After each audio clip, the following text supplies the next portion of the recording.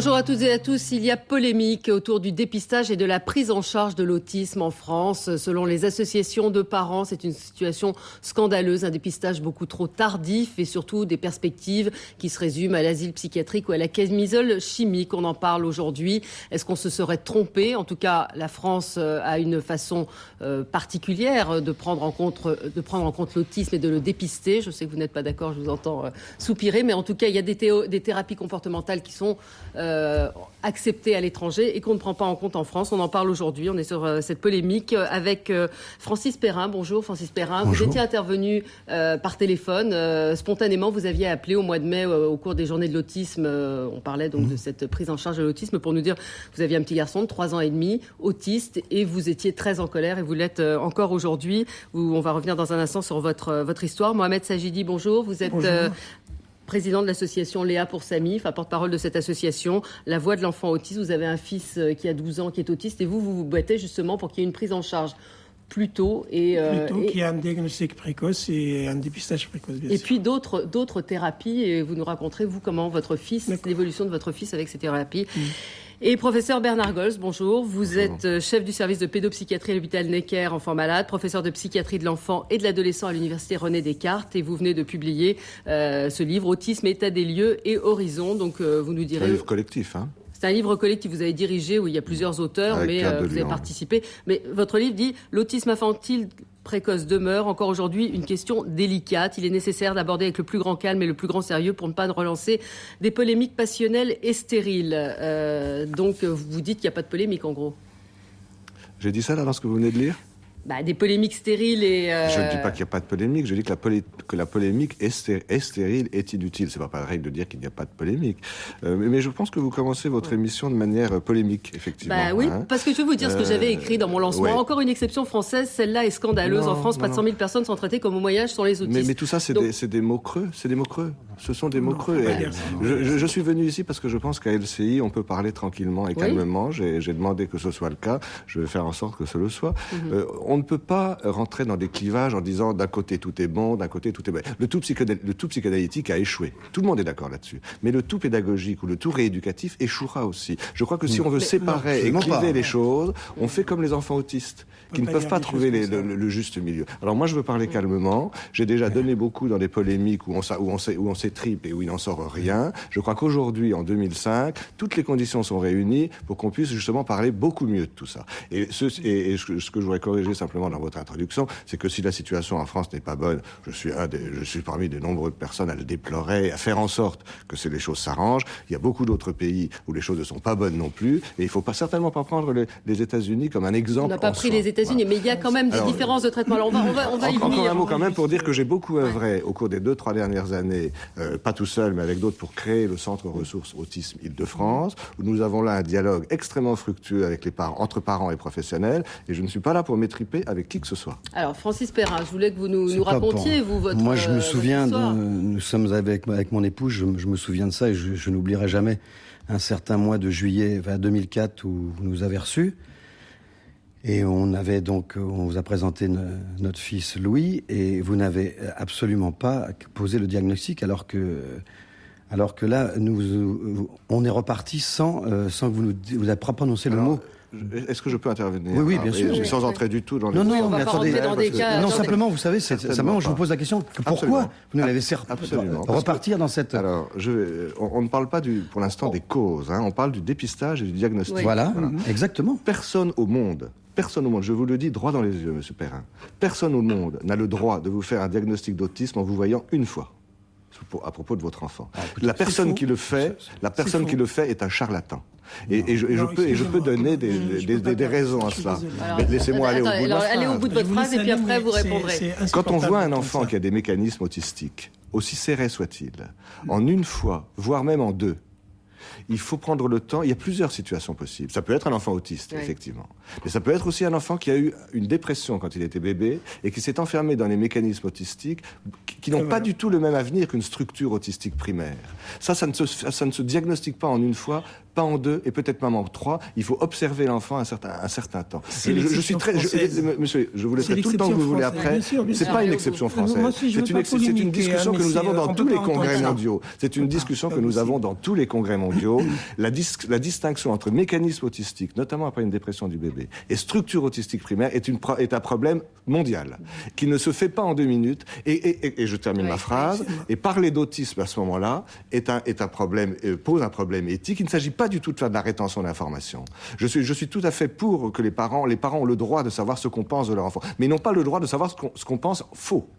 Ils ont le droit de savoir ce qu'on pense véritablement. Au Centre Ressources Autisme de France, dans tous les centres ressources autisme de France, les méthodes se sont mises en place pour des dépistages de plus en plus précoces, avant 18 mois et si possible avant 12 mois. Le maniement du terme d'autisme, on y reviendra à cette époque-là, pose un grand problème éthique, technique, clinique et thérapeutique pour l'instant. La rétention à l'information est une qualité performante quand même en France. Alors, on ne peut pas continuer à laisser dire des choses comme ça. Donc je ne veux pas polémiquer, monsieur. C'est ce que vous faites. Non, je suis là pour défendre un peu le droit de l'enfant autiste. Donc quand vous parlez quand même d'enfants qui tombent dans une dépression, qu'est-ce que vous voulez dire par ça ? Mais monsieur, si vous ne savez pas ce que c'est qu'une dépression précoce, excusez-moi, monsieur, une dépression précoce n'existe pas. Si vous me permettez, je vais donner le fond du problème. En disant, il y a une classification qui n'est pas la même en France et l'étranger. Il y a quand même une spécificité française. C'est plus grave que ça. C'est un diagnostic international, madame. Je ne pensais vraiment pas faire une émission de ce type. Excusez-moi. Vous connaissiez Francis Perrin, vous avez entendu l'émission qu'on a faite au mois de mai. Donc vous invitez quelqu'un qui dit que la dépression du bébé n'existe pas. Le monde entier en parle. C'est pas ce qu'il a dit. Soyez pas de mauvaise foi. Laissez-le poursuivre. Je m'explique rapidement sur les classifications. Vous avez les classifications de l'Organisation mondiale de la santé à laquelle la France adhère. Tout à fait. Vous avez les classifications de l'Association de psychiatrie américaine qui sont le DSM-4. Dont la France se sert, tout à fait. Et vous avez les classifications que nous on qualifie de franco-françaises qui sont spécifiquement français. Vous avez sur les 2 classifications, donc première, autisme, Rett, Asperger, troubles désintégratifs de l'enfant, et vous avez les classifications françaises dans lesquelles des diagnostics qui sont bannis par l'Organisation mondiale de la santé. Autisme et troubles autistiques, psychose précoce, autisme infantile précoce, je ne sais pas ce que c'est, et je défie comme le montre. Autisme, autre forme de l'autisme, donc un certain mélange. Psychose précoce déficitaire, ces diagnostics-là ne sont pas reconnus. Quand monsieur vous dit qu'il y a une dépression de l'enfant, c'est là où on fait quand même le reproche aux parents. C'est à la mère qu'on reproche la dépression de l'enfant. Vous comprenez, quand monsieur vous dit ce qui est dramatique, c'est le retard français, on l'entend. Quand vous dit on peut pas diagnostiquer l'autisme la première fois, moi je défie monsieur que d'un enfant qu'il peut lui voir la première fois ou qui ne peut pas poser un diagnostic, que d'autres peuvent le faire avec compétence. Je ne sais pas comment reprendre le débat de manière intelligente, madame. C'est-à-dire la question, ce qu'on vous reproche, pas seulement cette association, d'autres associations, c'est le diagnostic tardif. Mais le seul reproche que je peux me faire, c'est de ne pas bien me faire comprendre un certain nombre de parents. Mais pourquoi le diagnostic mais dans ce que vient de dire ce monsieur, tout est faux. Tout est faux. Non. En France, dans les centres ressources autisme, dans tous les centres ressources autisme, effectivement, nous utilisons une échelle française qui nous intéresse parce qu'elle fait partie de notre culture et de nos traditions, mais tous les enfants sont cotés sur la DSM-4 et la CIM-10. Ce sont les 2 échelles. C'est-à-dire ces références dont on vient de parler. Absolument. Tous les enfants sont cotés là-dessus. Et dans cette échelle-là, il y a une place pour les dépressions du bébé, voyons. C'est un problème international. Mais est-ce qu'il n'y a pas une nuance entre la dépression, là je me résumer de ça, entre la dépression du bébé et les diagnostics de l'autisme et les symptômes de l'autisme? Est-ce qu'il y a des signes? Quand un bébé se déprime dans les premiers mois de sa vie, pour se défendre de la souffrance psychique, il peut recourir à certains mécanismes autistiques qui peuvent donner le masque, donner le change, faire penser qu'il est autiste. Et il ne l'est pas encore. Et si on prononce à ce moment-là, si on s'enferme trop vite dans l'idée qu'il est autiste, le mot autiste, le mot d'autisme draine beaucoup d'associations de pensée. Je crois que le grand risque, c'est de paralyser les parents et de les affoler par un destin. Le grand risque, parce que moi, je me souviens que donc. Je n'ai pas fait parce que vous dites que je n'ai pas prononcé le mot autisme. Ah non, mais il était devant vous avec tous les signes évidents. Et ça, vous nous avez donné un interrogatoire culpabilisant. Ah si. Enfin, mon épouse s'en souvient encore. On peut ressentir les choses comme on les ressent. Sorti de l'hôpital à Necker ce mois de juillet 2004, absolument anéanti. Vous pensez que vous auriez été plus à l'aise si je vous avais dit votre enfant est autiste? Oui, je pense, oui. Je pense que là, mais par exemple, un enfant de 3 ans, parce qu'on parle du bébé, mais un enfant de 3 ans, est-ce qu'il n'y a pas des signes cliniques qui sont autres que ceux de la dépression? Non, mais il y a un enfant de 3 ans qui s'est enfermé dans les mécanismes autistiques parce qu'il était déprimé, mais qui n'est plus déprimé. jamais. Et ce jour-là, si vous le voyez en une fois, vous ne pouvez pas dire si c'était une structure autistique primaire ou des mécanismes secondaires. Et le pronostic n'est pas le même et la prise en charge n'est pas la même. La prise en charge n'est pas la même. Et vous nous avez pas dit qu'il y avait de prise en charge, rien. Vous nous avez dit... Perrin, on n'est pas là pour se disputer, vous et moi. Non, mais je vous dispute pas, simplement je me demandais. Je crois que vous avez oublié un certain nombre de choses que je vous ai dites ce jour-là. D'abord, il faut savoir une chose qui est prouvée aujourd'hui. Un enfant est né autiste, il vivra autiste, il mourra autiste. Mais ça, c'est inacceptable. C'est une incompétence. Ce que j'entends est une... C'est inacceptable. Bon, alors, attendez, on va pas faire un débat. C'est inacceptable. Vous avez invité quelqu'un de très bloqué dans une position extrême. Mais vous êtes aussi très dans votre position. Mais non, quand quelqu'un vous dit un enfant né autiste, est autiste, vivra autiste, mourra autiste, je ne peux pas entendre ça. Des équipes entières se battent. Vous ne savez pas. Alors écoutez, je suis... Attendez, on va prendre de votre formation. C'est le problème en France, c'est qu'il n'y a pas de formation. Est-ce qu'il y a un problème selon vous de formation, de formation en tout cas sur le dépistage? Les choses ont beaucoup progressé depuis une quinzaine d'années, depuis notamment d'ailleurs une dizaine d'années avec la création des centres autisme, ressources. De nombreuses équipes en France maintenant sont capables de faire des dépistages dans les 18 premiers mois. Dans les 12 premiers mois, je maintiens ma position, dans les 12 premiers mois, nous n'avons pas à dépister des enfants autistes. Non, mais là, on dit que le diagnostic en France se fait pas avant 4, 5, voire 6 ans. Non, 6 ans. Mais madame, c'est incroyable qu'on dise encore des choses comme ça. Vous avez une étude de M. Fomba. Je peux expliquer le cheminement. L'âge moyen du premier rendez-vous est à 19 mois. 60% des enfants sont diagnostiqués avant la fin des 30 premiers mois. Et après, il en reste. C'est effectivement dramatique, mais il en reste dans tous les pays dont le diagnostic est fait tard. L'immense majorité des cas est diagnostiqué avant 2 ans et demi, 3 ans. Et de plus en plus de cas avant 18 mois. Et laissez-moi finir quand même, parce que si vous dites des choses extrémistes, tout à fait. Dans la première année de la vie, et tous les pédopsychiatres, psychologues et psychanalystes et professionnels s'entendent là-dessus, nous n'avons pas à dire cet enfant est autiste ou le sera. Nous avons à dépister des enfants qui ont besoin de soins. Et il y a une plateforme de vulnérabilité. Il y a des enfants qui vont peut-être devenir autistes, mais d'autres qui vont devenir plus disharmoniques, plus psychotiques, plus déficitaires, voire certains se normaliser. Si on bloque les gens avant un an dans le diagnostic d'autisme, on est dans une attitude irresponsable. Excusez-moi, donc je prends un point déjà rapide sur les centres ressources autisme. Les centres ressources autisme sont financés aujourd'hui par le public, mais sont toutes dirigés par la psychiatrie incompétente dans le domaine de l'autisme. J'affirme. J'affirme au nom de Léa Pour-Samy, la voix de l'enfant autiste. Nous, on travaille dessus. Donc, c'est une avancée de créer des centres ressources. Mais franchement, au niveau de l'information auprès des parents, on est encore dans des défaillances graves. Je pèse mes mots, des défaillances graves. Je suis adhérent. L'association Léa Pour-Samy est adhérente à l'association ADOC. Vous me permettez de répondre. Mais je ne vous permets pas de dire des choses. L'association Léa Pour-Samy est adhérente au centre ressources autisme. Alors, on reviendra, vous nous expliquerez ce que sont que les centres ressources autisme. Le centre ressources autisme Île-de-France est dirigé par un conseil d'administration de 24 personnes, 12 parents, 12 professionnels. Voilà. On va y revenir après le journal, et je vous signale quand même qu'on a beaucoup de témoignages de parents qui disent s'être battus pour faire reconnaître l'autisme. On y reviendra après le journal, tout de suite. Et tout le monde a progressé. Oui.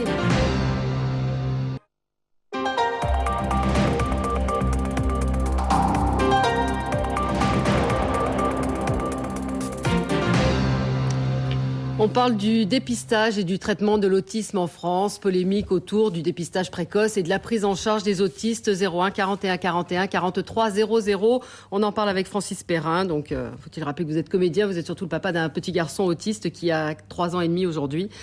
Mohamed Sajidi, vous êtes président de l'association Léa Pour-Samy, la voix de l'enfant autiste. Vous avez un fils qui a 12 ans et qui est autiste. Et professeur Bernard Goltz, chef du service de pédopsychiatrie à l'hôpital Necker, enfants malades, et professeur de psychiatrie de l'enfant et de l'adolescent à l'université René Descartes. Et vous avez coordonné un ouvrage qu'on peut trouver aux éditions ARS, Autisme, état des lieux et horizon. Donc on va essayer de pacifier le débat. Vous n'y croyez pas, mais j'aurais peut-être avoir Francis Perrin. Non, moi je reviens sur ce...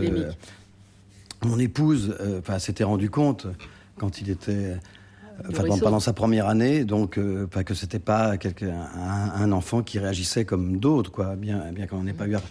Mais on voit avec les 2 enfants là qu'on a eu après, il y a une différence énorme.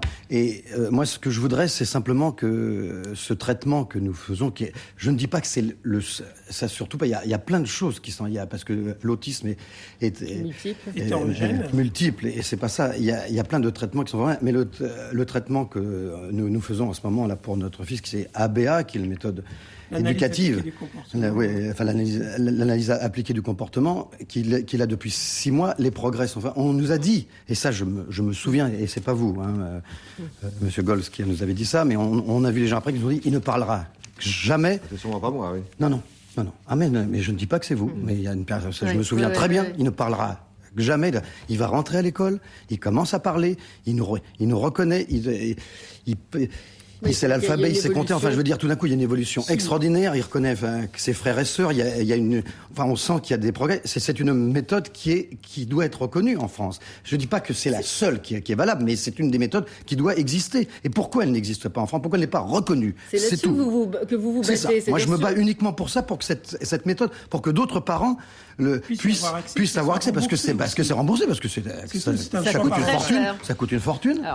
On va vous laisser. Et au lieu d'envoyer donc je veux dire mon fils, je crois en hôpital de jour et tout ça, je pense que cette méthode. C'est ce qu'on vous a dit. On vous a dit vous n'avez qu'à l'envoyer en hôpital de jour. Non, vous nous avez proposé de le prendre en hôpital de jour. Voilà, ça pendant 2 semaines ou 3 semaines. Ça c'est différent. Mais pourquoi ces méthodes, c'est quand même le fond du débat, sont moins acceptées? On rejoint le livre noir de la psychiatrie qui fait beaucoup parler en ce moment. Oui, on peut faire un amalgame de tout. C'est vrai, on peut faire un amalgame de tout. Cette méthode-là, je n'ai absolument rien contre. Personne n'a rien contre. Bah si, visiblement, elle n'est pas reconnue. Non, mais il y a d'autres méthodes. Oui, fait du même genre. Par exemple, ce qui se fait à Tours, autour de Catherine Barthélémy et d'autres, ce qu'on appelle les thérapies d'échange et de développement, qui sont à grosso modo du même ordre. Ces thérapies qu'on appelle comportementales, d'ouverture relationnelle sur l'enfant, sont tout à fait acceptables et acceptées. Je continue à penser que ça ne sert à rien de ne faire qu'une seule chose. L'autisme est hétérogène. Je voudrais bien aller au bout de cette phrase-là. L'autisme est hétérogène. Certains autistes ont une participation génétique probablement plus grande que d'autres. Certains autistes ont une participation psychologique plus grande que d'autres, cognitive. On commence à y voir un petit peu plus clair. L'autisme mais pour chaque enfant, il y a un mélange de facteurs, intérieur et extérieur. La prise en charge de chaque enfant doit être très adaptée à chaque enfant. Moi, je ne suis pas là pour faire du lobbying pour la psychanalyse ou pour une autre méthode. Je suis là pour dire que chaque enfant a un profil particulier, un mélange de facteurs causaux particuliers, et qu'on doit trouver une réponse qui lui est très spécifique. Ça, c'est nouveau, ce discours. Mais bien sûr, mais comme monsieur a raté le train pendant 15 ans, il ne se connaît pas, ce discours-là. C'est vous qui êtes agressif. Oui, je vais l'être. Et je peux l'être encore plus. Vous êtes agressif. Alors, si vous permettez... Vous reprochez une psychiatrisation systématique. Psychiatrisation, une psychanalyse aussi des parents et de l'enfant. Parce que ce que monsieur ne sait pas, c'est que nous sommes sur des difficultés. Par exemple, moi j'ai une dizaine de dossiers sur des cas graves, que j'appelle graves, où je reproche les défaillances du système actuel. C'est qu'un parent, par exemple, qui s'occupe de son enfant seul, qui n'a pas d'aide, vous avez un professionnel qui va saisir le procureur de la République en pensant que l'enfant est maltraité. Et donc on a une procédure qui se déclenche par le juge pour enfant. Et le juge va faire cette procédure, il va envoyer la maman avec son enfant vers la psychiatrie du secteur. Excusez-moi. Et nous, on se trouve dans une difficulté sur le diagnostic. Quand ce professionnel va poser un diagnostic de psychose infantile, nous, on est démunis puisqu'on ne trouve pas de professionnel. Et aujourd'hui, on a monté un réseau pour emmener des médecins étrangers pour créer des opérations de diagnostic. Nous en sommes là. Et monsieur vous dit qu'il n'y a rien. Écoutez, quand on a des enfants de 14, 15, 16 ans, de 6, 7 ans, qui ne portent pas de diagnostic, vous avez les centres, les CAMS, c'est les centres d'action médicale précoce. Laissez-moi juste finir, vous pouvez répondre. Quand un enfant qui a des difficultés, par exemple, à l'école, la psychologue de l'école l'oriente vers ce CAMS, donc un centre qui est géré aussi par la psychiatrie du secteur. Ces centres-là ne donnent un diagnostic qu'à l'âge de 6 ans. Mais qui peut accepter et à l'âge de 6 ans, Madame Expert, le LCI est honnête. Nous sommes une association. On donne la parole, vous êtes là pour... Elle s'appelle Léa Pourssamy, la voix de l'enfant autiste. C'est une succession de contre-vérités et de mensonges. Non, mais monsieur, j'accuse. Pourquoi vous n'attaquez pas? Vous connaissez leurs plaquettes. Tout est dit. Mais parce que je ne veux pas rentrer dans la polémique qui ne sert à rien. On est revenu là il y a 10 ans en arrière. Quand monsieur parle des CAMS, les centres d'accueil médico-sociaux précoces, précoces, qui reçoivent des enfants de 0 à 6 ans. Oui. Ils les prennent en charge de 0 à 6 ans. Oui, mais à sur son diagnostic, alors que l'intervention... Vous dites que ce n'est pas vrai. Vous dites que le diagnostic est fait systématiquement. Monsieur, c'est un constat réel. Non, je voudrais vous dire une chose, en essayant de faire retomber un petit peu l'atmosphère. Je crois qu'on est dans une période difficile, effectivement, pour les parents. Je vais vous dire pourquoi, mais pas seulement à cause de l'extrémisme de personnes comme celle-ci. On est dans une période difficile parce que, justement, les connaissances sur les mécanismes intimes de l'autisme, des causes qui sont a beaucoup progressé. Du point de vue de la neuroimagerie, du point de vue de la génétique, du point de vue de la psychopathologie, tout ça, on a beaucoup progressé. Je vous assure, ça n'a rien à voir avec ce que j'ai appris moi il y a 20 ans, par exemple. Mais est-ce que je peux aller au bout? Ça a beaucoup progressé. Et ce qu'on appelle trouble envahissant du développement, effectivement, on peut y mettre autisme ou psycho, ça n'est pas tout à fait les mêmes mécanismes de psychopathologie. Est-ce que je peux parler jusqu'au bout? Et n'entraîne pas les mêmes prises en charge. Mais ce qui est difficile pour les parents, c'est qu'au moment où les connaissances se sont beaucoup accrues, où les centres ressources autisme, en partenariat, encore une fois, professionnels et parents, ont beaucoup travaillé, les moyens mis à la disposition ne sont pas suffisants et ont même diminué. Les gens véritablement formés. Est-ce qu'il y a qu'un problème de moyens? Là, il y a un vrai problème. Oui, il y a un énorme problème de moyens parce que les connaissances sont là. Mais je voudrais qu'il me réponde sur la psychiatrisation. Et c'est d'autant plus frustrant de ne pas avoir suffisamment de rééducateurs, d'orthophonistes, de psychomotriciens, de psychologues, de psychothérapeutes, de thérapies de cognitives de ce genre-là. C'est d'autant plus frustrant que maintenant on sait mieux comment on doit organiser tout ça. Mais si on se déchire, si on fait du clivage, si on fonctionne comme l'enfant autiste lui-même, on n'y arriira jamais. Ils ont le mérite de porter quand même le débat. Mais ce débat, il existe de... Madame Expert, écoutez, je suis un petit peu plus âgé que vous, c'est très bien pour vous. Ce débat, on l'a eu il y a 15 ans, il y a 20 ans avec vos prédécesseurs. Ça ne sert à rien, ça. Non, je disais ça. Juste sur excuse-moi, Francis. Non, vas-y. Juste sur tous les métiers paramédicaux, par exemple, c'est orthophoniste, psychométricienne. Tous ces gens-là, s'ils n'ont pas une formation spécifique à l'autisme, ils ont une prise en charge automatiquement inadaptée. Là, c'est un problème de moyens. Mais sur les moyens, excusez-moi, ne sont pas donnés aux pédagogiques. Parce qu'en France, ça, ce n'est pas dur. Sur la psychiatrie, c'est l'État, c'est le pouvoir public qui en est responsable. Tous les budgets pour l'enfant différents, entre guillemets, sont donnés aux sanitaires. Et donc, le sanitaire prime sur le pédagogique.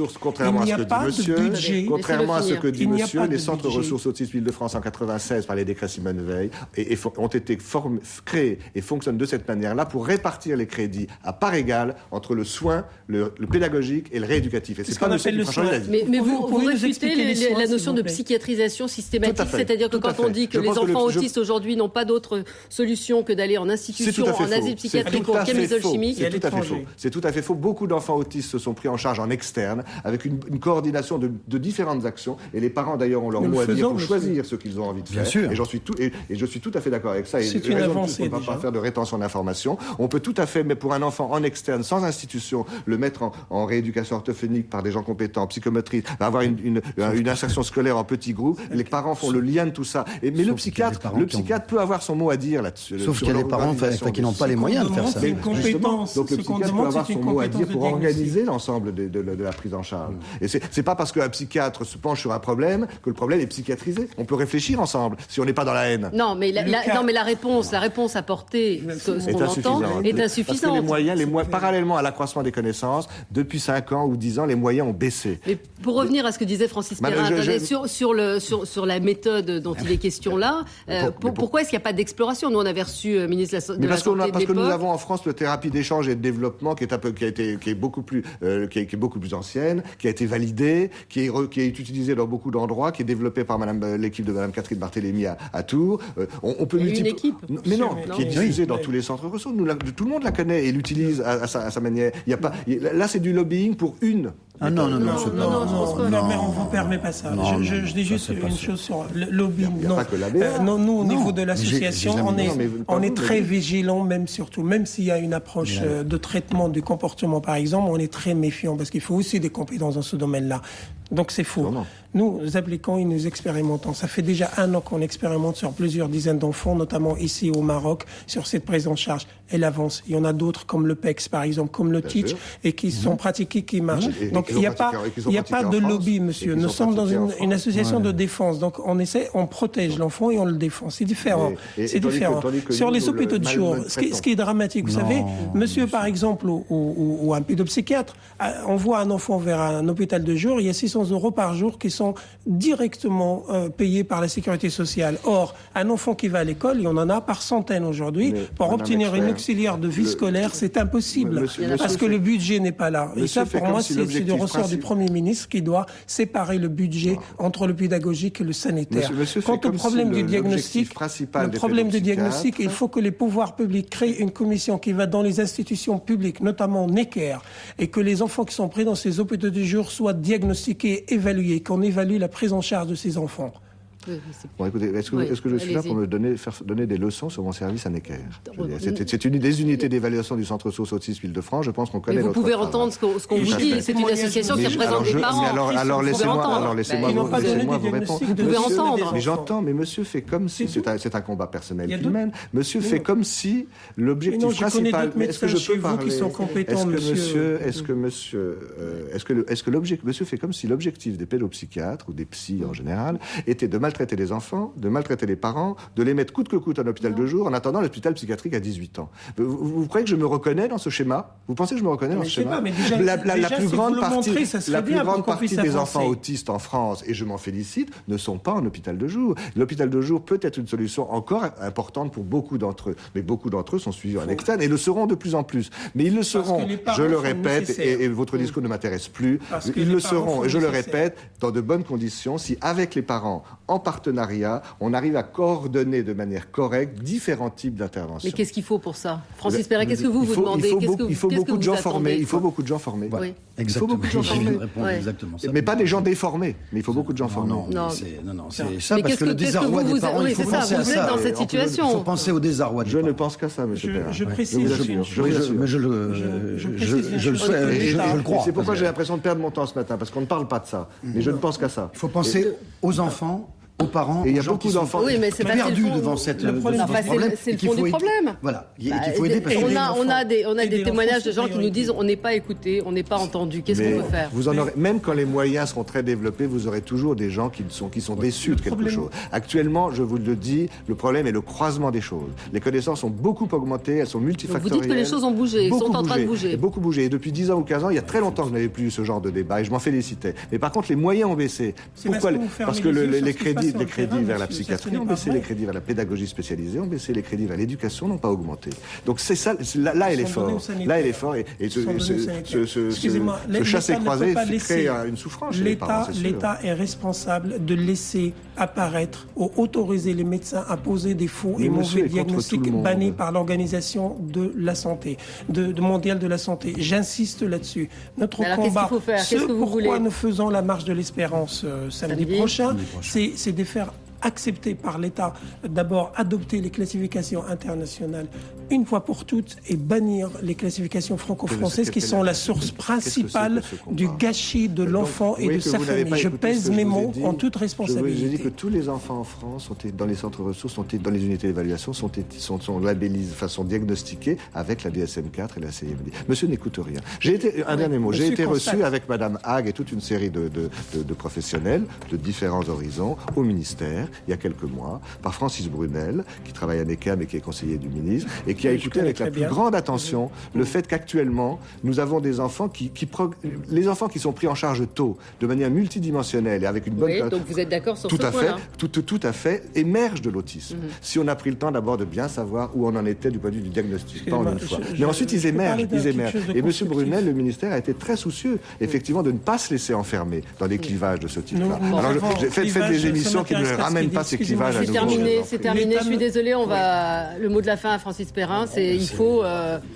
Il faut que tout le monde travaille ensemble. Il faut l'espoir. D'abord, il faut l'espoir. C'est très important. Il faut penser à l'enfant et il peut s'en sortir dans différentes méthodes. On est bien d'accord, dans différents traitements. Mais c'est l'enfant le plus important. Il faut s'ouvrir. Il faut que les parents soient aidés. Il faut parler d'autisme seulement quand on est sûr.